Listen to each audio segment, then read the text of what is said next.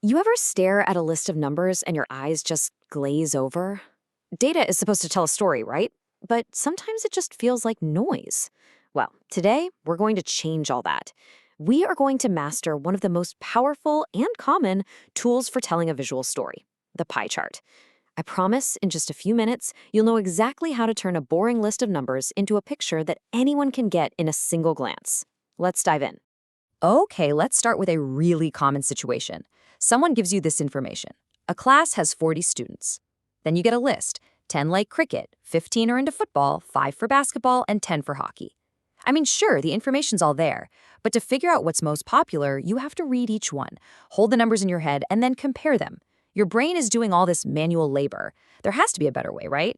A way to just see it instantly. And of course there is. That's where the pie chart comes in. It's such an elegant solution because it speaks a language our brains already understand, proportions. Just think of it like a pizza. The whole pizza is our total, all 40 students, and each slice shows you how big of a piece each sport gets. Its entire job is to show parts of a whole, and it makes those comparisons totally effortless. So, how do we actually do this? How do we get from that jumbled list of numbers to a clear, beautiful chart? It might look a little like magic, but I promise you, it's actually a super simple step-by-step process. Let's walk through it together. It really just boils down to these three simple things. First, we need our total. That's our whole pizza. Second, we have to figure out the percentage for each slice. How much of the pizza does each group get? And third, we turn those percentages into angles to actually draw the slices. That's it. Total, percentage, angle. Let's do it. Okay, this table right here is where all the work gets done. Let's break it down. We've got our sports and the number of students who like them. Now for the percentage. Take football. 15 students out of a total of 40. That gives us 37.5%. Simple enough. Next, the angle. A whole circle is 360 degrees. So we just need 37.5% of that, which is 135 degrees. See? We just repeat that for every single sport. And hey, notice how cricket and hockey have the same number of students? Naturally, they end up with the exact same percentage and the exact same angle. And voila! This is what all that calculation was for. You can see it all come together. That big 135-degree angle we calculated for football, that becomes the biggest slice, obviously.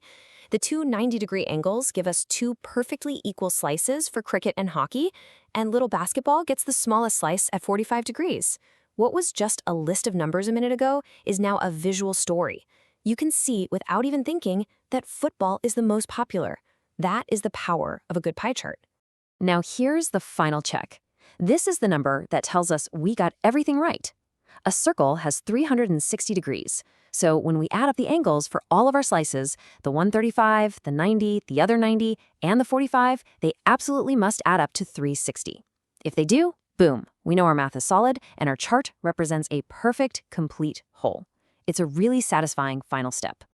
So we've built the chart, we've seen it work, but what's really going on under the hood? What's the engine that makes all this happen? Well, it's actually powered by two incredibly simple formulas that do all the heavy lifting for us. Let's pull back the curtain and look at them. Here they are. That's it. The entire process hangs on these two little equations. To get your percentage, you just take the part, divide it by the total, and multiply by 100. And to get the angle for your slice, you do the exact same first step, part divided by total. But this time, you multiply by 360. That's the whole secret right there. Okay, so knowing how to build a pie chart is one thing, but knowing when to use it, well, that's what separates someone who just makes charts from someone who actually communicates with data. So let's shift gears from the how-to to the when-to, so you can use this tool like a pro. A pie chart is a specialist. It really shines in a few key situations.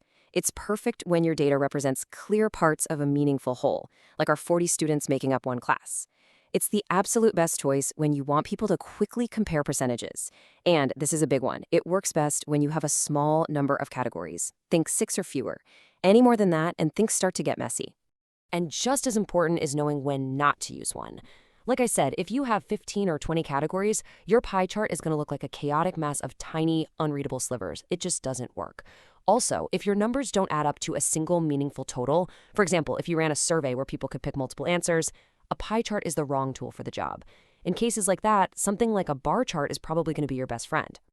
All right, theory is great, but practice is where this stuff really sticks. You've seen the steps, you know the formulas, and you understand the strategy. So now it's your turn to put all that new knowledge to work. Here's the challenge for you.